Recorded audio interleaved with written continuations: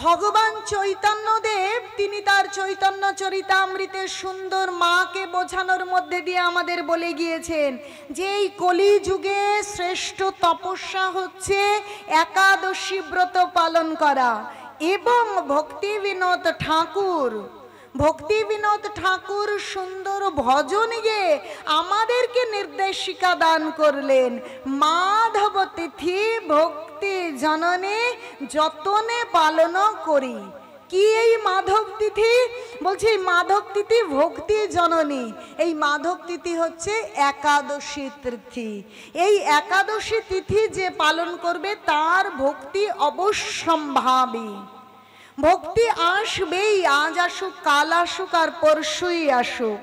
আপনারা ভাববেন এই আমরা তো খাচ্ছি দাচ্ছি চাকরি করছি, আবার এই মাতাজি বলছে ভক্তি আসবে একাদশী ব্রত পালন করতে হবে, আমাদের ভক্তি করবারই কি দরকার আর একাদশী ব্রত পালন করবার কি দরকার? দেখুন, আমরা খাচ্ছি দাচ্ছি ঘুমোচ্ছি, কিন্তু আমাদের মানব জীবনের সার্থকতাই হচ্ছে প্রকৃত ভক্তি করা। ভক্তি যদি আমরা না করি এই মানব জীবনের সার্থকতা নেই। এলাম আর গেলাম, পশুর মতন এলাম, আহার নিদ্রা ভয় মৈথুনে জীবন চলে গেল। চিন্তা করে দেখুন, তাহলে প্রকৃত ভক্তি যে যেখানে যে খুব স্বচ্ছন্দে আছেন তিনিও ভগবানের নির্দেশিত ব্রত পালন করবেন। যিনি দুঃখে আছেন, যিনি দারিদ্রতায় আছেন, অনেক কষ্টে ক্লিষ্ট হয়ে আছেন, সকলেই এই ব্রত পালন করাই কর্তব্য। এইটাই ভগবানের নির্দেশ আমাদের জন্য। কারণ ভক্তি জীবন পালন না করলে আমাদের মানব জীবনের সার্থকতা নেই। তাই এই একাদশী তিথি পালন করাই এই কলিযুগের শ্রেষ্ঠতম ব্রত। তাহলে আমাদের এই তপস্যা করতে হবে, কি বলেন আপনারা? আপনারা একটু পেছন থেকে হরিবল বলুন। তো এই আজকে বৃহস্পতিবার 22শে মে, আগামীকাল 23শে মে শুক্রবার 2025 সাল 8ই জ্যৈষ্ঠ, তাই তো? আগামীকাল সেই মাধব তিথি, যে মাধব তিথিকে ভক্তি বিনোদ ঠাকুর অবধি আমাদেরকে এত মাহাত্ম্য প্রদান করেছে। তো আপনারাও এই তপস্যা করুন। বলছে এই ব্রত সম্পর্কে মহারাজ যুধিষ্ঠির কৃষ্ণকে প্রশ্ন করছেন, কৃষ্ণ এই জ্যৈষ্ঠ মাসের কৃষ্ণ পক্ষীয় যে একাদশী ব্রত তার নাম কি? এই ব্রত পালনে মানুষের কি উপকার লাভ হবে? আপনি একটু বলুন, কৃপাপূর্বক বলুন। তখন স্বয়ং ভগবান অনাদির আদি গোবিন্দ সেই যুধিষ্ঠিরের প্রশ্নের উত্তর দিচ্ছেন। বলছে বহু পুণ্য প্রদানকারী মহাপাপ নাশকারী এই একাদশীর নাম অপরা একাদশী। এই ব্রত পালনকারী এই জগতে প্রসিদ্ধি অর্জন করবে। আমরা সকলেই যশ এবং খ্যাতি অর্জন করতে চাই, কিন্তু সমস্তটাই জড়জাগতিকভাবে সেই খ্যাতি অর্জন করতে চাই। যদি যশস্বী হতেই হবে তাহলে ভক্তি জীবন পালন করতে হবে। যশস্বী হতে গেলে আপনারা জানেন সেই মহান ভক্ত নরোত্তম দাস ঠাকুরের গল্প। যখন নরোত্তম দাস ঠাকুর কৃষ্ণ প্রেম ভক্তি পাবেন বলে, কৃষ্ণের চরণধুলি পাবেন বলে পদ্মায় স্নান করতে গিয়েছেন, পদ্মার জল যখন স্পর্শ করেছেন, আগেই চৈতন্য মহাপ্রভু ওই পদ্মার জলে কৃষ্ণ প্রেম রেখে এসেছিলেন নরোত্তম দাস ঠাকুরের জন্য। আর নরোত্তম দাস ঠাকুর যখন পদ্মায় ডুব দিয়েছে তখন মা পদ্মা সেই কৃষ্ণ প্রেম ধন তার দিয়েছে। নরোত্তম একদম কালো কুচকুচে দেখতে ছিল, যেই প্রেমটা পেলেন সেই গৌর বর্ণ সুন্দর সুদর্শন যুবক হয়ে বেরিয়ে আসলেন। আমরা সকলেই সুন্দর নাম যশ পেতে চাই, কিন্তু সব উল্টো পাল্টা দিক থেকে। তাই যেটুকু আছে সেটুকু কি আমরা ধুলোই মিশিয়ে দিই, আমরা প্রকৃত রাস্তা জানি না। তাই বলছে মহাজন জন গতস্য পন্থা। তাই মহাজন বলছে যদি আমরা প্রকৃত ভক্তি জীবন লাভের আকাঙ্ক্ষী হই, তবেই আমরা নাম যশ এবং কি যশস্বী হতে পারি। তো সকলেই সেই কৃষ্ণ প্রেম ভক্তি লাভের উদ্দেশ্যে যাত্রা করা কর্তব্য। তাই এই অপরা একাদশী আপনারা পালন করুন। শুধু যে এই একমাত্র অপরা একাদশী পালন করবেন তা কিন্তু কখনোই নয়।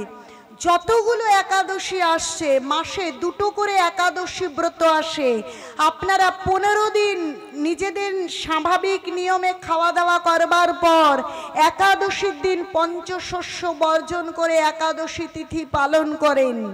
এই একাদশী ব্রত এতই আমাদেরকে কৃপা প্রদান করে যে আমাদের পিতা এবং মাতা বা পূর্বপুরুষ কেউ মারা গেলে গয়াধামে গিয়ে শ্রাদ্ধ করে না, পিণ্ড দান করে বিষ্ণু পাদ পদ্মে।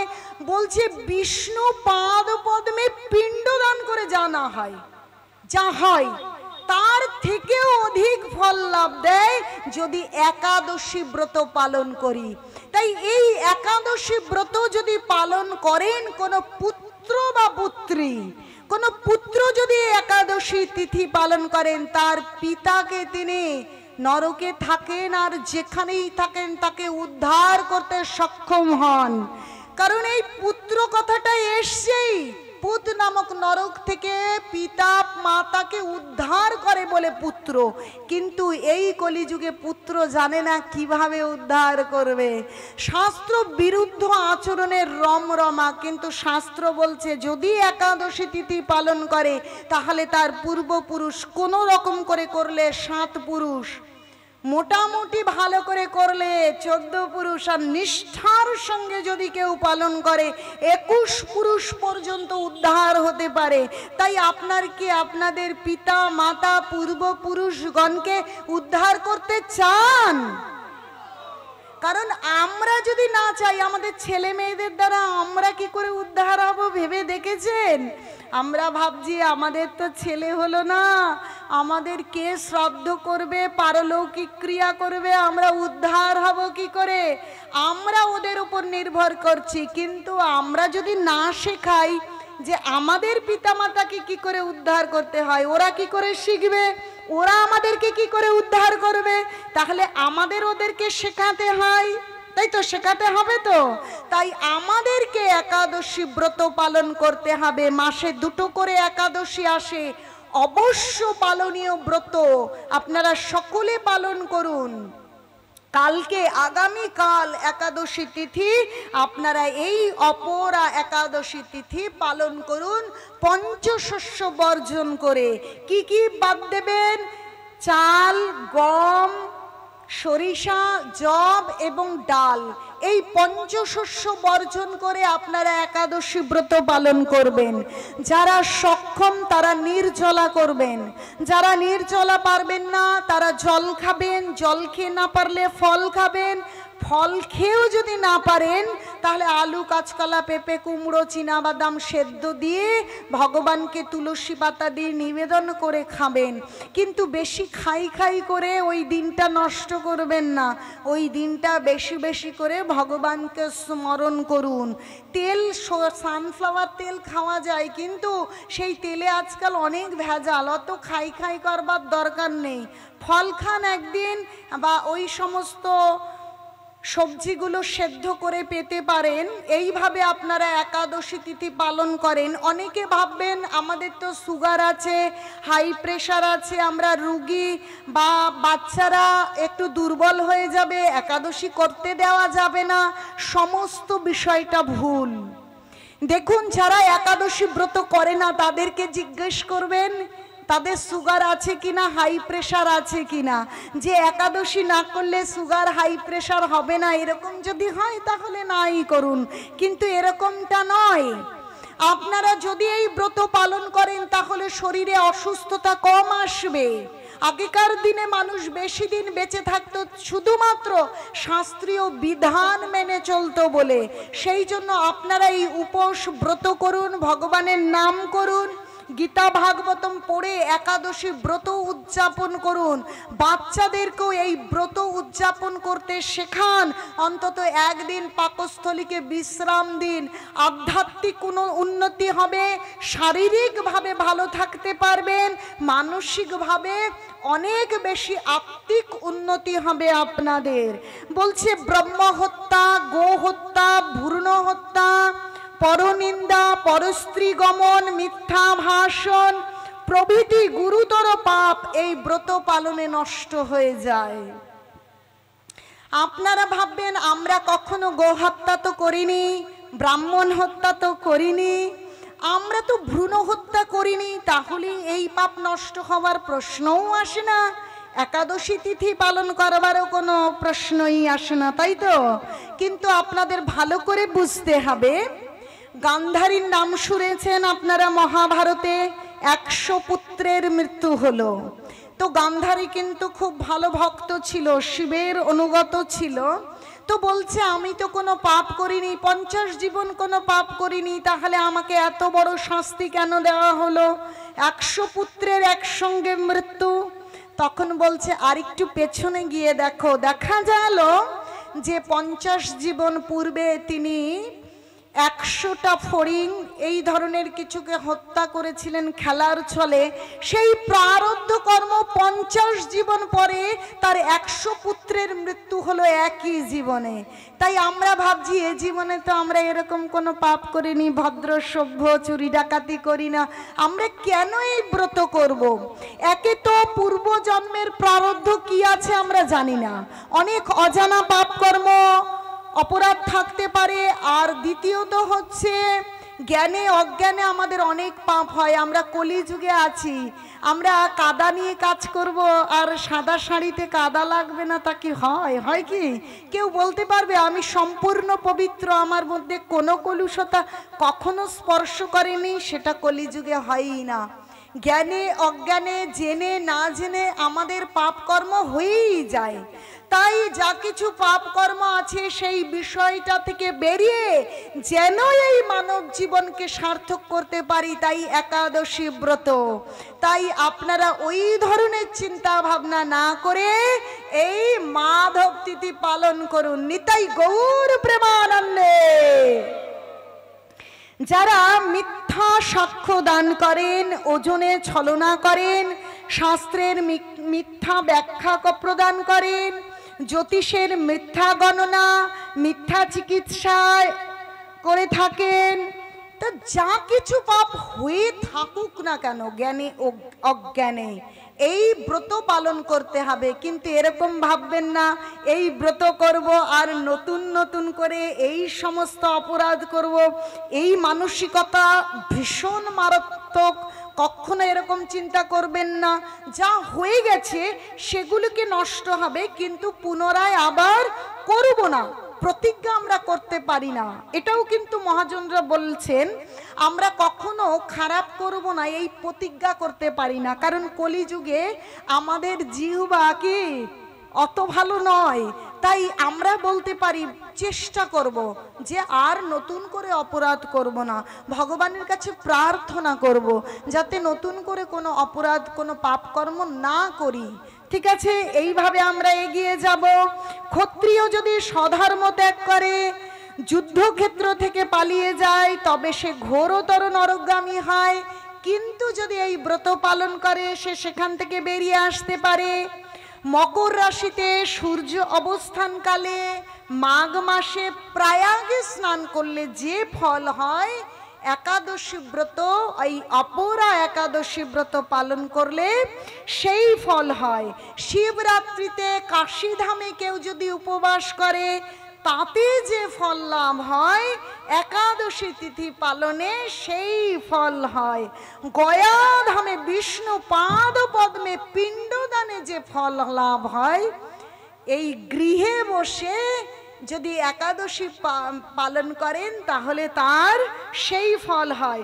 সিংহ রাশিতে বৃহস্পতি অবস্থানে, গৌতমী নদীতে স্নানে, কুম্ভে কেদারনাথ দর্শনে, বদ্রিকা আশ্রম যাত্রায় এবং বদ্রীনারায়ণ দর্শনে যে ফল হয়, এই একাদশী তিথিতে সেই ফল লাভ হয়। সূর্য গ্রহণে, কুরুক্ষেত্রে স্নানে, হাতি ঘোড়া স্বর্ণযান দানে যে ফল লাভ হয়, এই একাদশী তিথিতে সেই ফল লাভ হয়। এই অপরাব্রত পাপরূপ বৃক্ষের কুঠার স্বরূপ, পাপরূপ কাষ্ঠের দাবাগ্নির মতন, পাপরূপ অন্ধকারের সূর্য স্বরূপ এবং পাপ হস্তের সিংহ স্বরূপ সমস্ত পাপ ও রাশিকে নষ্ট করে দিয়ে আমাদের অন্ধকারময় জীবনে শত কোটি সূর্যের প্রভা নিয়ে আসে এই একাদশী তিথি ব্রত। তো আপনারা যদি আপনাদের হৃদয় অভ্যন্তরের অন্ধকারকে কাটিয়ে সূর্যের আলোয় আলোকিত করতে চান, তাহলে একাদশী তিথি পালন করুন। নিতাই গৌর সীতানাথ প্রেমানন্দ, হরি হরি বল। যিনি একাদশী তিথি ব্রত পালন না করেন, ভক্তি জীবন পালন না করেন, তিনি বুদবুদ দেখেছেন? জলের ওপর ফেনা হয়, ওই বুদবুদের কোনো স্থায়িত্ব হয় না, কোনো মূল্য হয় না। ভক্তি জীবন যদি না থাকে তাহলে আমাদের জীবনটা ওইরূপ বুদবুদের ন্যায় হয়ে যাবে। তাই একাদশী ব্রত পালন করতে হবে। এই ব্রত কথা যারা পাঠ করবেন, যারা শ্রবণ করবেন, তাদের কি সহস্র গোদানের ফল লাভ হয়। এই সমস্ত এই ব্রত কাহিনী ব্রহ্মাণ্ড পুরাণে লিপিবদ্ধ করা আছে। তাই আমরা আগামীকাল একাদশী তিথি পালন করব এবং পরের দিন আমরা পালন করব 5টা, 5:30 থেকে 9টা পর্যন্ত, এরকম সময়ের মধ্যে। এক্সাক্ট 5টা কত মিনিটটা ভুলে গিয়েছি তো আপনারা। আচ্ছা, মোটামুটি 5:30 থেকে 9টা পর্যন্ত এই সময়ের ভেতরে আপনারা পালন করে নেবেন। এইভাবে একাদশী তিথি পালন করলে আপনাদের ভক্তি লাভ হবে এবং ভক্তি লাভ করলে জীবনের আত্মিক উন্নতি হবে এবং পূর্বপুরুষ এবং উত্তম পুরুষ এবং নিজের সকলের কল্যাণ হবে। আমরা সকলের কল্যাণ করতে চাই। দেখুন, যিনি মারা গিয়েছেন তিনি যে চলে গেছেন এমন কোনো বিষয় নয়। তার শুধুমাত্র শরীরটা নষ্ট হয়েছে, তিনি কিন্তু মারা যাননি। কখনো আত্মার মৃত্যু হয় না, শরীর নষ্ট হয়। কেমন সেই শরীরটা নষ্ট হয়? যেমন এই বস্ত্রটা যেমন বাসাংশু জিন্নানি যথা বিহায় নবানি গিন্নতি নরো অপরাণি তথা শরীরানি বিহায় জীর্ণান্নানি সংজাতি নবানি দেহি। যেমন একটা নতুন শরীর পরিধান করি, নতুন বস্ত্র পরিধান করি, কিন্তু বস্ত্রটা যখন ছিন্ন ভিন্ন হয়ে যায় নতুন বস্ত্র পরিধান করি, তেমনি এই শরীর নষ্ট হয়ে যাবার পর আত্মা একটা নতুন শরীর ধারণ করে। তাই তাপস কর্মকার মহাশয়ের শরীর নষ্ট হয়েছে, তার আত্মা কিন্তু নষ্ট হয়ে যায়নি, তিনি কিন্তু মারা যাননি। গীতা বলছেন তার শরীর নষ্ট হয়ে গিয়েছে, তিনি হয় এখানে আছেন, না হয় কোথাও না কোথাও, হয় মানুষ, না পশু পাখি, না কীট পতঙ্গ, না কেমন শরীর পেয়েছেন সেটা আমরা জানি না, কিন্তু তিনি অবশ্যই তিনি আছেন। গীতায় আরো বলছে যে পুরুষ প্রকৃতস্থহি ভুংতে প্রকৃত জানগুণান। বলছে যে এই প্রকৃতির গুণ অনুসারে সৎ অসৎজনে জন্মসু, যে সৎ অসৎজনিতে জন্ম হয় এই প্রকৃতির গুণের প্রভাবে। যে শরীরটা নষ্ট হয়ে গেছে কিন্তু তার আত্মা আছে, সেই আত্মাটা কোনো না কোনো শরীর ধারণ করেছে, কিন্তু সেই শরীরটা কেমন ধারণ করেছে? যে গুণের প্রভাবে, যে তিনটে গুণের প্রভাবে মানুষ কর্ম করে, তমগুণ এবং রজগুণ এবং সাত্ত্বিক, এই তিনটে গুণ রয়েছে। এই গুণের বশবর্তী হয়ে আমরা কর্ম করছি এবং সেই কর্ম অনুসারে সেই শরীরটা নষ্ট হয়ে যাবার পরে আত্মাটা গিয়ে শরীর ধারণ করে। এইটাই হচ্ছে আমাদের জীবনের সমস্যা। একটা শরীর নষ্ট হয়ে যাচ্ছে, আবার শরীর ধারণ, আবার নষ্ট, আবার শরীর ধারণ। আপনারা বলবেন এটা তো ভালোই, একবার শরীর চলে গেলে আবার শরীর পাচ্ছি। আমরা তো বলছি এই ভুবনে তো আমরা মৃত্যুবরণ করতে চাই না, তাহলে তো এটা বড় আনন্দের যে আমরা মরবো আবার জন্ম নেব। না, এটা মোটেও সুখপ্রদ নয়। এখন মানুষ আছি, কখন যে গাছপালা হয়ে দাঁড়িয়ে থাকবো, কখন আমরা বিষ্ঠার পোকা, কখন শুকর, কখন কীট, কখন পতঙ্গ, এইভাবে আমরা কি এইভাবে গোল গোল ঘুরছি আর জন্ম মৃত্যু জরা ব্যাধিতে নিরন্তর কষ্ট পাচ্ছি। তো আমাদেরকে গুণাতীত হতে হবে। কেন? এই ত্রিগুণের ঊর্ধ্বে উঠে আমাদেরকে ভগবানের ভজনা করতে হবে। আমরা এই তিন গুণের ঊর্ধ্বে উঠে যখন ভগবানের ভজনা করতে পারবো, তখনই আমাদের এই জন্ম মৃত্যু জরা ব্যাধিরূপ সমস্যা থেকে মুক্ত হয়ে ভগবত ধাম লাভ করতে পারবো। আর তখন আর জন্ম হবে না, মৃত্যুও হবে না, চির নবীন চির যৌবনা প্রাপ্ত থাকতে পারবো। কি সকলে চির যৌবন থাকতে চান কি চান না? সবাই কি চায় যে স্কিন টান টান ফর্সা একদম সুন্দর যৌবন ধরে রাখতে, তাই না? প্রতি মুহূর্তে অ্যাড হয় যৌবন ধরে রাখতে হবে। তো আমরা সেটা চাই, কিন্তু সেই অনুযায়ী আমরা কর্ম করি না।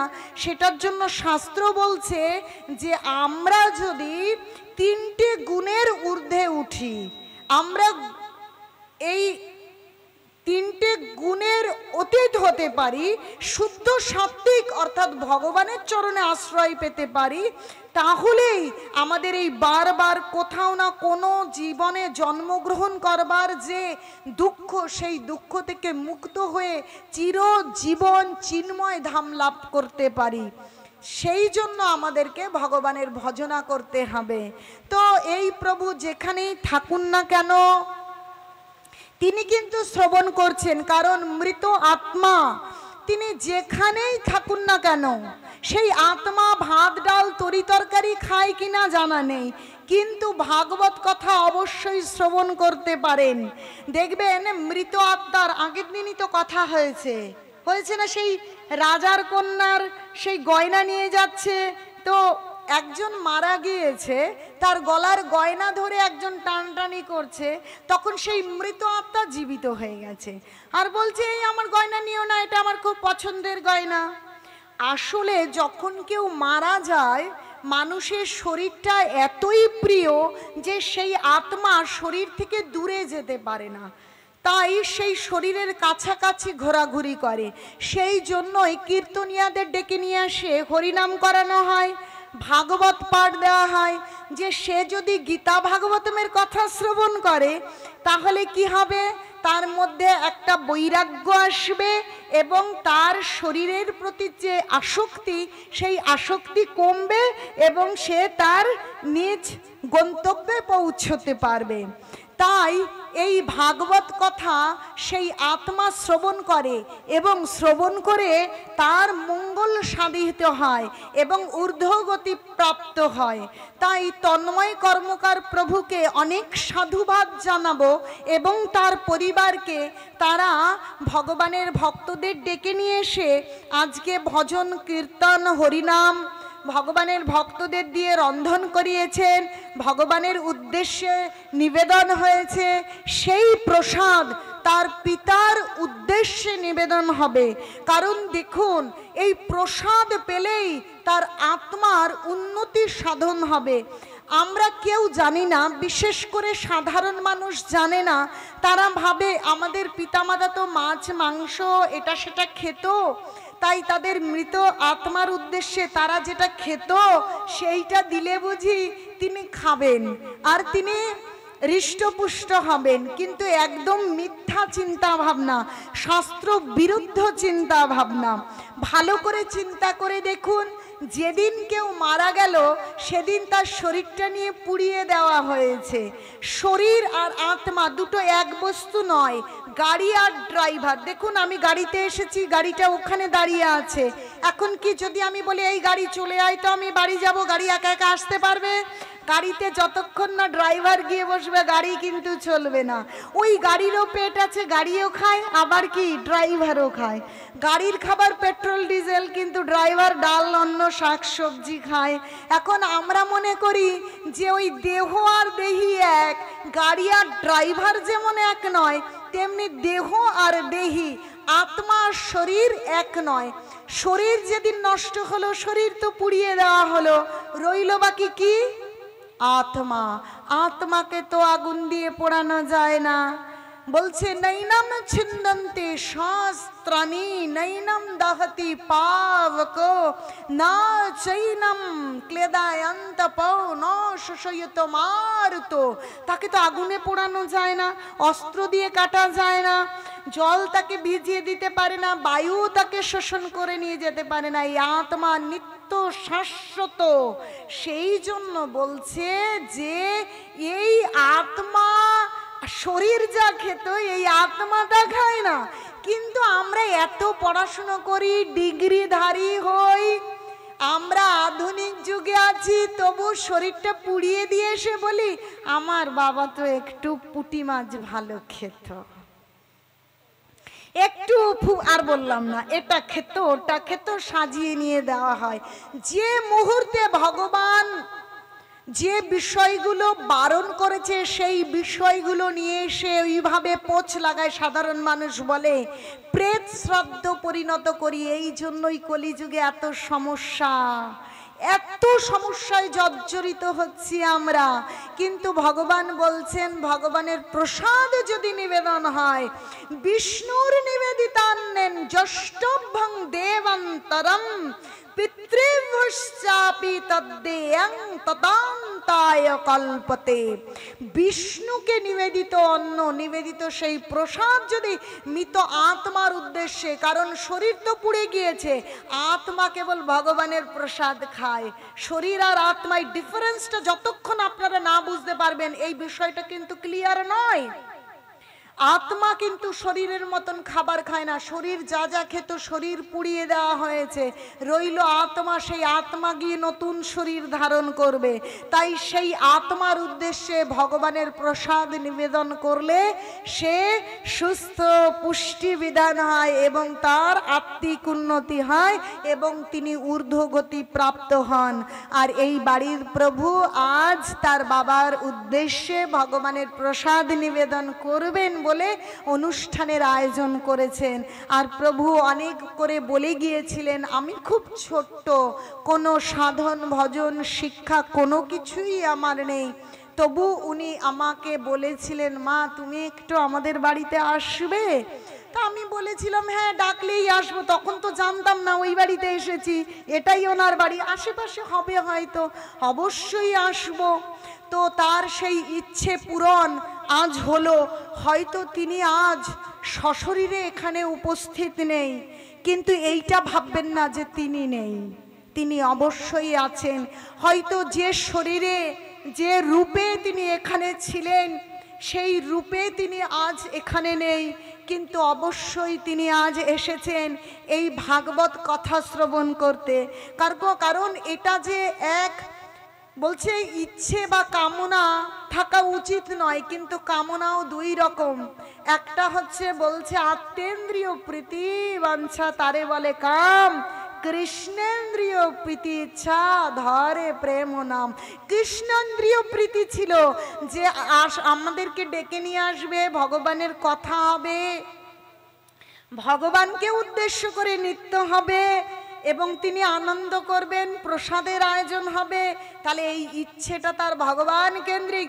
ভগবানের জন্য যদি কোনো ইচ্ছে থাকে তাহলে গীতায় বলছে যে যথামাং প্রপদ্যন্তে তানস্তথৈব ভজাম্যহম মম বর্তানুবর্তন্তে মনুষ্যা পার্থ সর্বশ। যদি কেউ আন্তরিকভাবে ভগবানের কাছে প্রার্থনা করে, ভগবান তাকে সেইভাবে পুরস্কৃত করে। দেখুন হয়তো তিনি ওই শরীরে নেই, কিন্তু তিনি আছেন। তিনি যে কোনোভাবে তিনি এসেছেন, আমরা হয়তো দেখতে পাচ্ছি না। তিনি এই অনুষ্ঠানে অংশগ্রহণ করেছেন, তা বলে এটা ভাববেন না তিনি ভূত প্রেত হয়েছেন। না, যিনি ভগবানের ভক্তি করেন, ভগবানের ভক্তদের প্রতি শ্রদ্ধাহান থাকে, তিনি কখনো স্বপ্নেও ভূত প্রেতকে দেখেন না। বলছে যে সং চিত্তে বসেদ ভক্তি সর্বদা প্রেম রূপিণী নতে পশ্যন্তি কিনাশনং স্বপ্নে আত্মা মালামূত্রায়। বলছে যার মনে কৃষ্ণের প্রতি, কৃষ্ণ ভক্তের প্রতি ভক্তি থাকে, তিনি কখনো স্বপ্নেও কি ওই যমকে দর্শন করেন না। তাই তিনি, তার আশা আজ পূর্ণ হয়েছে। এখন আমরা তার আত্মার উদ্দেশ্যে ভগবানের নিবেদিত প্রসাদ নিবেদন করে আমরা ভগবানের প্রসাদের ধ্বনি দিয়ে সকলে প্রসাদ পাব। এখানে আজকের কথাই বিশ্রাম রাখব। বলতে তো আরো ইচ্ছা করে দণ্ড মহোৎসব সম্পর্কে বলবো। দণ্ড মানে হচ্ছে শাস্তি। আচ্ছা, শাস্তি ভীষণ দুঃখজনক হয়, কিন্তু শাস্তি আবার কি মহোৎসব হয় নাকি? আনন্দের শাস্তি কখনো আবার মহোৎসব হয়? তাহলে কি এরকম বিষয় আছে যে সেই দণ্ড আবার মহোৎসব, মানে আনন্দের মহান উৎসব মানে মহোৎসব? তাহলে সেই বিষয় নিয়ে আগামীকাল আলোচনা হবে। যেহেতু মধ্যাহ্নকালীন প্রসাদ আজ পাবো, সেহেতু আর দেরি করব না। আপনারা সেই বিষয়টা কি করে শ্রবণ করবেন? দেখুন, একদিনে তো সব বলা সম্ভব নয়, তাই সেই বিষয়টা আপনারা পদ্মাবতী তুলসী দেবী দাসী ইউটিউব গিয়ে সার্চ করলেই পাবেন, এবং পরপর কথা মালা সাজানো থাকবে। আপনারা সেই কথাগুলো শ্রবণ করতে পারেন। আপনাদের ভক্তি জীবনের যা কিছু প্রশ্ন, সেই প্রশ্ন করতে পারেন এবং কমেন্টস জানাতে পারেন, এবং ছোট্ট মেয়েটার ভুল শুধরে দিতে পারেন। তো এইভাবে আপনারা সঙ্গে থাকতে পারেন, ভক্তি জীবনে এগিয়ে যেতে পারেন। আজকে যদি আপনাদের কোনো প্রশ্ন থাকে, তাহলে আপনাদেরকে আমি 2 মিনিট সময় দিচ্ছি, তারপরে আমরা আমাদের পরবর্তী কার্যক্রমে যাব। আর আগামীকাল আমরা মেদিনীপুর ঘাটাল অনুষ্ঠানে যাচ্ছি।